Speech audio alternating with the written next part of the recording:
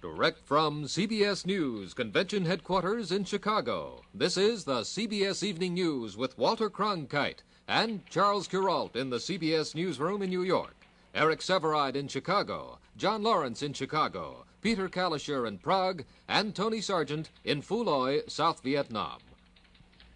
Good evening for the last time from our CBS News Convention anchor booth in Chicago's International Amphitheater. Hubert Humphrey today began trying to put the Democratic Party back together, or at least patch it up, following a series of convention floor fights and Chicago street fights which clouded his easy first ballot nomination last night. Late this afternoon, he called a news conference to announce his vice presidential choice. Ladies and gentlemen and my fellow Americans, I come to this platform to tell you that I shall recommend to the National Convention, the Democratic Party, for the office of Vice President, a very distinguished United States Senator, and I think one of the most capable, experienced, and able men in government today. He is the United States Senator from Maine, Mr. Edmund Muskie. Muskie, 54, has been in the Senate since 1959. He's regarded as one of the Senate's most skillful lawmakers. A Roman Catholic of Polish descent, Muskie put Humphrey's name in nomination before the convention last night and showed something of his speaking style and his public personality. Sometimes in the emotion of the debate on Vietnam, we overemphasize our differences and ignore our wide areas of agreement. No responsible leader wants unilateral withdrawal. None seeks to escalate the war. All major participants in this debate seek a negotiated political settlement. That was Muskie speaking on the Vietnam debate yesterday afternoon. Before Humphrey can sally forth against the Republicans, he must deal with the reaction within his own party to his candidacy, to the platform that he's going to run upon, and the violence related to both in downtown Chicago. Humphrey's chief challenger for the nomination, Senator Eugene McCarthy, congratulated the vice president on his nomination, but he withheld any pledge of support. A late starter for the nomination, Senator George McGovern, offered lukewarm endorsement of Humphrey, but said that he and his supporters now would work to change the vice president's thinking about Vietnam. Party conservatives doubted that Humphrey could carry the South against the candidacies of George Wallace and Richard Nixon. Party liberals said Humphrey might not do well in other parts of the country because of the hawkish Vietnam plank in the party's platform. Dissidents threatened to sit out the campaign altogether, and there's even a fledgling movement underway to start a fourth party. I'd like you to meet a handsome family. This is Millie, our pride and joy, and these are her two sons. What characters.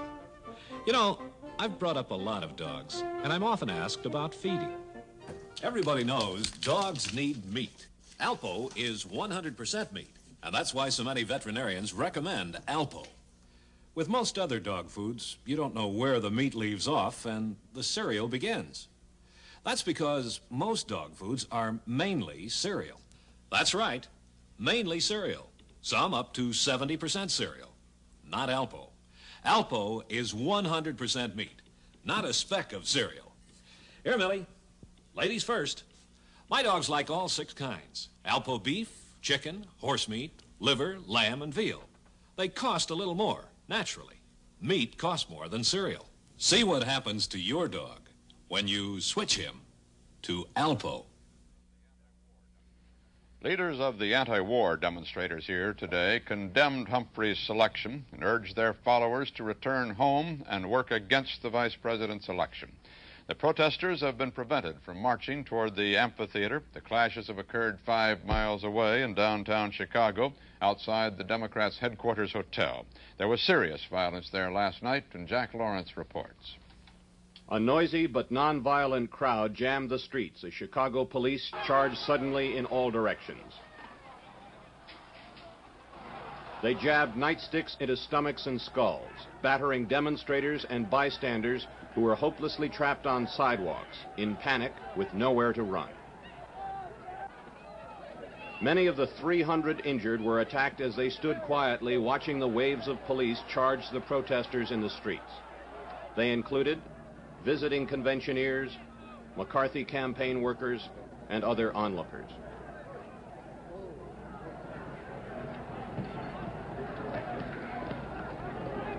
For more than an hour, police charged into the demonstrators. But each time they were dispersed, they gathered together again and began to fight back.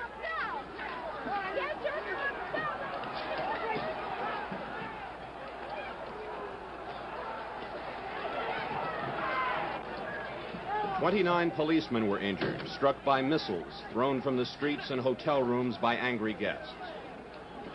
More than 250 persons were arrested in the running battle that spread from the hotel area into the downtown loop. The charge, disorderly conduct for blocking traffic in the streets, resisting arrest, and assaulting the police. Throughout the attack, the protesters cried out, 'Sieg Heil,' and 'the streets belong to the people.' A policeman shouted, 'Up against the wall.' Several hundred delegates who had been at Convention Hall were so angered by police action they staged a 3 a.m. march from the amphitheater to the scene of the bloodshed.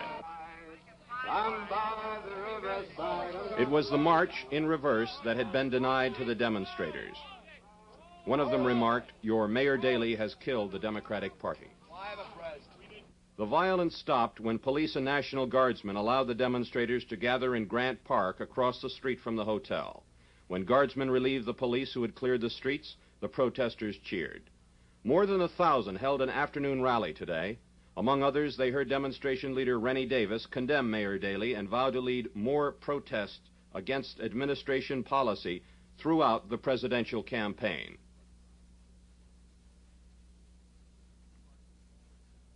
The police department called demonstration leaders communists, and Mayor Daley defended his orders and their actions in breaking up the crowd. In the heat of emotion and riot, some policemen may have overacted, but to judge the entire police department by the alleged action of a few would be just as unfair as to judge our entire younger generation by the action of this mob. I would like to say here and now that this administration, our administration, and the people of Chicago have never and will condone brutality at any time, but they will never permit a lawless, violent group of terrorists to menace the lives of millions of people, destroy the purpose of this national convention, and take over the streets of Chicago. This is my statement, gentlemen. It speaks for itself.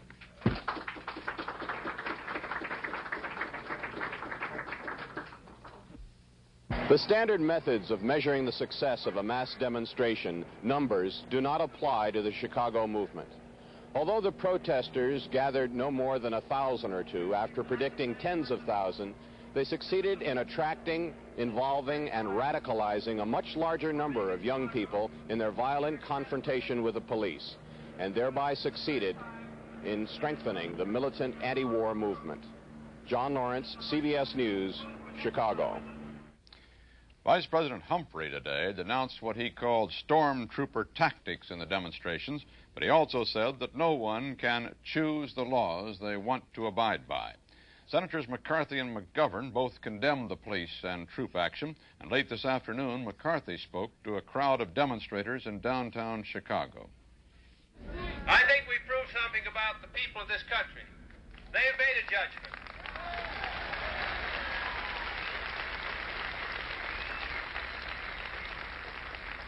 They made a judgment which the politicians were afraid even to face up to before we took it to the people. Namely, that in the midst of this war, they were ready to say that we were wrong and that the policy ought to be changed. That was the judgment of the people of this country.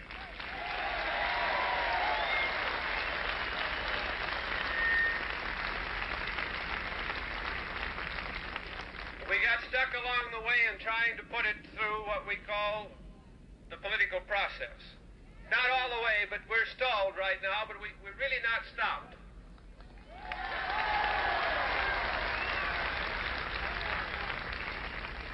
We did one or two things at the convention. At least we've done away with the unit rule, which has set free the people of Texas. Now, that's something to do in one convention.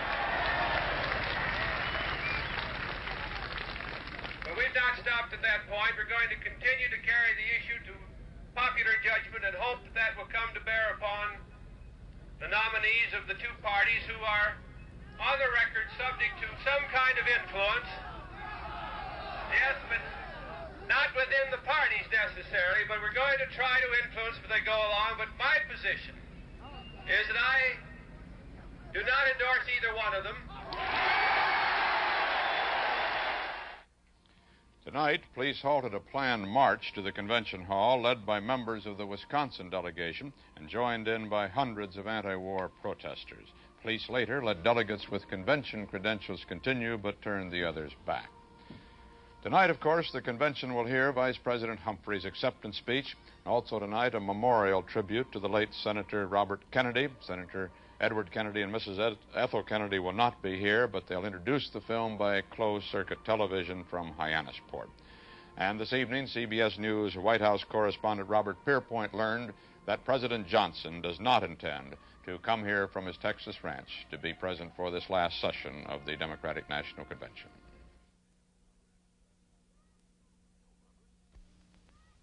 No rubbers? Lost them! No coat? Just mailing a letter. What's a mother to do?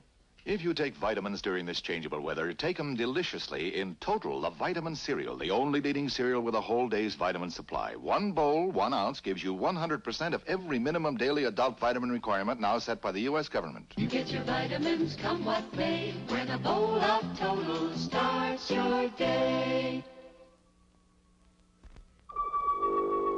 They came from another planet to conquer Earth. They had a thing that if eaten could keep Earthlings under their spell. They gave it a taste no human could resist. Pizza. They took this pizza taste and turned it into a crunchy, munchy, mouth-sized snack. You could almost taste the cheese, the peppers, even the tomatoes. They named them Pizza Spins. Can humans resist Pizza Spins?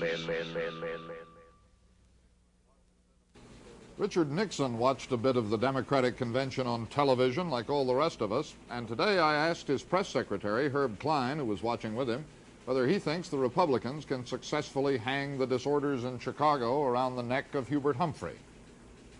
Well, I don't think you can blame what happened in the streets on Hubert Humphrey. I think this you got to look at as an overall sign of what's happening to the nation today. We're a leaderless nation which is torn by rebellion, both quiet in many minds and also outgoing, as you saw there.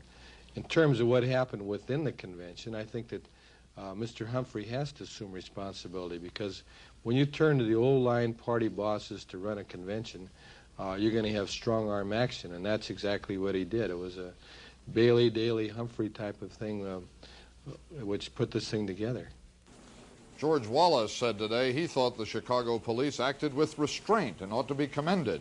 Wallace blamed the disturbance on those he called ultra-left liberals who threatened the safety of every law-abiding citizen. The president of Czechoslovakia's National Assembly told the people today what already has become evident. Prague will have to bend to Moscow to save Czechoslovakia and avoid a new bloodbath. Such concessions to the Russians have brought a new mood to the Czechoslovak people, as Peter Kalischer reports from Prague. Bitter resignation is now the prevailing mood in Czechoslovakia after the appeal by Communist Party chief Dubček to accept indefinite Russian occupation. The monument of King Wenceslas, which for 6 days was the rallying point for defiance, is being scrubbed clean of slogans. The same youths who were insulting the Russians within a stone's throw of their tanks are now busy with a bucket of water. All resistance was centered on support of Dubček and the captive government in Moscow. And now that Dubček is back and imploring the people to bear the unbearable, there is dismay and, for the first time, some disunity. You're going to continue with resistance, but... No resistance. No resistance will be here. No resistance. So, in other words, resignation. It's all what we can doing. Thank you. Sorry, not more. And say all the peoples in the West that very, very sorry in our heart.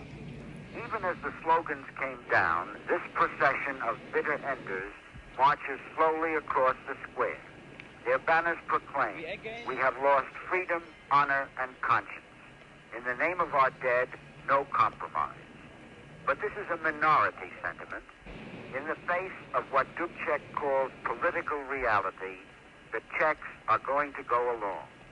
It is a tragic sight to see a free people losing the freedoms they won so recently.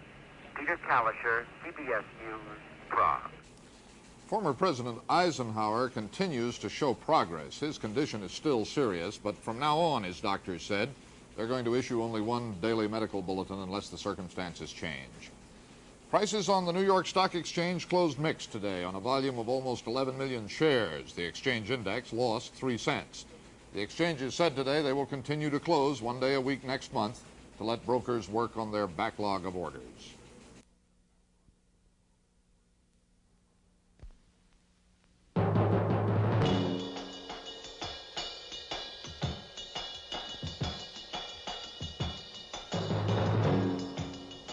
This is living. Some people think there's a better way. If you're independent, you set your own style. You don't follow the crowd. You find a better something, including a better tasting cigarette, perhaps. Old Gold Filters.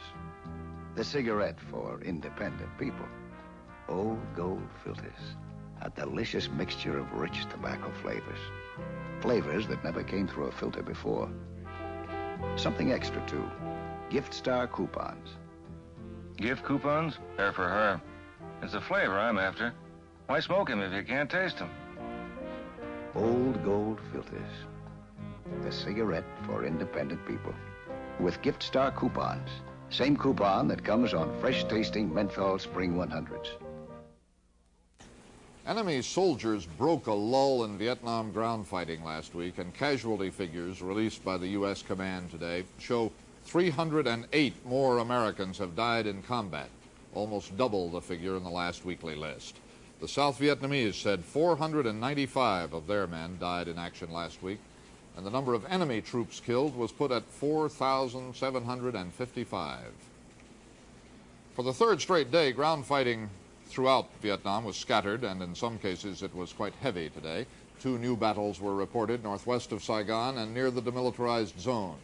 Radio Hanoi is calling the latest series of clashes a new general offensive, and in a broadcast today it called on Viet Cong troops and their sympathizers in central Vietnam to hit, destroy, and annihilate the enemy. Enemy gunners carried out a dozen rocket and mortar attacks throughout South Vietnam today. The enemy also is using another weapon, and American armored troops are painfully aware of it. Tony Sargent reports. American armored vehicles no longer roam the jungles of Vietnam unchallenged. When tanks and armored personnel carriers like these move through hostile terrain, the crew is much aware of the initials RPG, rocket-propelled grenade, a most effective anti-armor weapon the enemy now has in plenty. Army weapons experts have great respect for the RPG. Greg, what kind of a weapon do we have here? This, sir, is an RPG-2 rocket launcher. It's an anti-tank weapon. And how does it operate? It's a standard trigger firing pin mechanism, sir, as in a 6-shooter, something like this. However, the firing pin is driving up into it this way rather than into a cartridge that way, sir. All right. Can you put it on the shoulder? Is that how it's fired? Right, sir. It is a shoulder-fired weapon.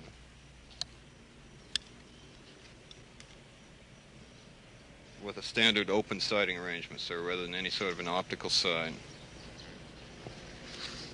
And this is fired by one man? Right, sir. It's a one-man operation. It's not a crew-served weapon. All right. And as it is fired, sir, the round comes out, the fins come out, and it's off, sir. Well, this one, sir, is an RPG-7. It's of Chinese Communist manufacture, sir. It's now being used quite extensively in this country. And what are its advantages over the earlier weapon? It has quite a few advantages, sir. In one respect, it has the optical sighting arrangement rather than the open sight, sir. The rocket itself has an assist on it that after it comes out of the weapon, the assist rocket cuts in and drives it to about 3 times as fast and as far as the other one, sir. Right. When the South Vietnamese Army captures the enemy's rocket-propelled grenades, it destroys them on its own weapons ranges. Here is the RPG-2.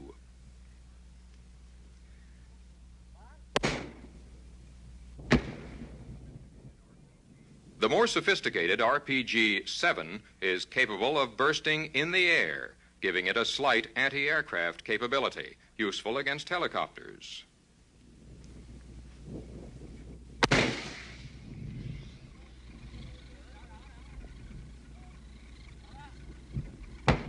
When the RPG strikes a tank or other armor, it makes a deceptively small hole. But once inside, its explosion can touch off fuel or ammunition, causing virtual destruction of the vehicle. Much of the enemy's advantage in the rocket-propelled grenade lies in its psychological effect on American tank troops. They don't soon forget their contact with the RPG. I was TC in the tank, and I hit right in the side of the TC cupola up here, and I thought the whole world was blown up. It's pretty bad news. Tear right through anything. What was it like inside that tank when the RPG hit? Well, it was terrible. That's all. Like I said, it tears everything up. It melts the steel, it gets molten and throws it all over. So besides being hit with the steel, it's white hot when it hits you and it burns. I just don't like that weapon when I hear he has it, you know. When they tell us, we get reports that he's carrying these things out in front of us, and don't like to go after him when I know he has them. Oh, how much respect do you have for this enemy weapon? You have a lot of respect for it, sir. It's the best man-fired weapon VCA have. The inside of one of these tanks used to be among the safest places in Vietnam. But the RPG has changed all that. Tony Sargent, CBS News, Phu Loy, South Vietnam. Guatemala's government today blamed communist terrorists for the murder yesterday of the United States Ambassador John Gordon Mean. Guatemala began 3 days of national mourning for Mean, and its Congress approved a state of siege that suspends constitutional limits on search and seizure, and a number of leftists were promptly seized. 10 years ago, Crown Prince Harald of Norway met Sonja Haraldsen.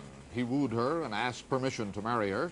King Olaf frowned because she was a commoner, a shopkeeper's daughter, and the socialist government said no.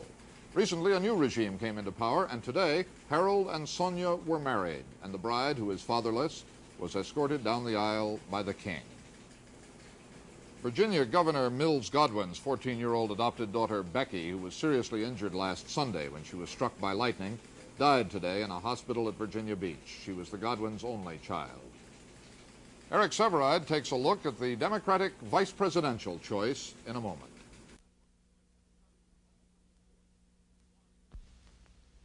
One, 2, 3, 4, 5, 6, 7, 8, 9, 10. 10 ordinary batteries. Now, just one ever-ready alkaline energizer lasts up to 10 times longer than ordinary batteries. In heavy-duty use, in constant use, in continuous use. Get the golden ones. Golden ever-ready alkaline energizers last up to 10 times longer. That's power to spare. Hi, honey. When did you fix this sandwich? Last night, dear. Seemed like last year. It's hard as my hat. Richard! Man from Glad, husband flipping his lid. Hold on to your hat. Get Glad sandwich bags with a fold lock top. Fold this flap in, this flap over. Fold lock top locks in sandwich, freshness and flavor. My hat's off to Glad. Get Glad sandwich bags with a fold lock top from Union Carbide. This is Eric Severide in Chicago. Hubert Humphrey has chosen in Muskie of Maine a man not much more widely known in the country than Mr. Nixon's man Agnew, but a man tailored to the Humphrey philosophy and one much respected in the United States Senate. Humphrey has not adopted the Southern strategy. Unquestionably, Humphrey wanted Senator Edward Kennedy as his first choice for obvious reasons. For obvious reasons, Kennedy refused. Fairly certainly, the Kennedy brother-in-law, Sergeant Shriver, was his second choice. Shriver was willing and able, but the Kennedy clan was opposed. The brother-in-law went to Paris as ambassador rather than join Robert Kennedy's spring campaign, and the Kennedyites were alarmed at the prospect of a popular Shriver standing in the way of Ted Kennedy 4 years from now. The stubborn will of many men, not candidates, had much to do with the overall outcome of this convention. President Johnson, who demanded a hardline Vietnam plank in the platform, McCarthy leaders who preferred the issue and the floor fight to any compromise, Mayor Daley, who was determined that this convention come to this city and who promised order, hardcore leaders of the youthful rioters who were determined upon a confrontation with the police, many of whom overreacted with savagery. The true believers among the Kennedy holdovers who wanted a Ted Kennedy build-up here, if not his nomination, just as was done with John Kennedy in the 56 convention with 1960 in mind. And Hubert Humphrey, the happy man of goodwill, inherits this unhappy, snarling nest of ill will. Tonight, he will try to apply the first bandages to the wounds, to give his party a vitamin shot while trying to soothe it at the same time.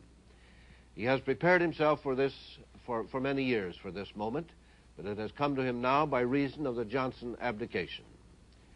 Humphrey is a man constantly thinking and speaking about the future, but the immediate past is a heavy weight as he runs. He must try to fasten the mind of his party and of all the people on the proposition that the Vietnam War will end, and that then all the other terrible domestic problems will remain, and that he can deal with them more effectively than the Republican opposition. Charles? With Walter Cronkite, this is Charles Kuralt. Good night. What causes my heartburn, my indigestion? In your stomach, excess acid may build, and build can cause acid indigestion, heartburn, that burning sensation. But Rolaids, with its exclusive buffering compound, has thousands of absorbent particles. Each consumes 47 times its weight in excess stomach acid, gives fast, lasting relief. Rolaids consumes 47 times its weight in excess stomach acid. You know, this is the biggest reunion yet, Myrtle. How many grandchildren for you, Len? There's Jenny for fifth. You know, she doesn't warm up to me, though. Acts like I had bad breath. I have the answer to that, Len. Listerine. It kills germs that can cause bad breath and lasts for hours. I'll give her a whirl. Looks like Granddad's pretty popular now. That sure do it, Myrtle. Well, Listerine helped. Listerine Antiseptic kills germs, keeps breath fresh for hours. This has been the CBS Evening News with Walter Cronkite at Democratic headquarters in Chicago and Charles Kuralt in New York.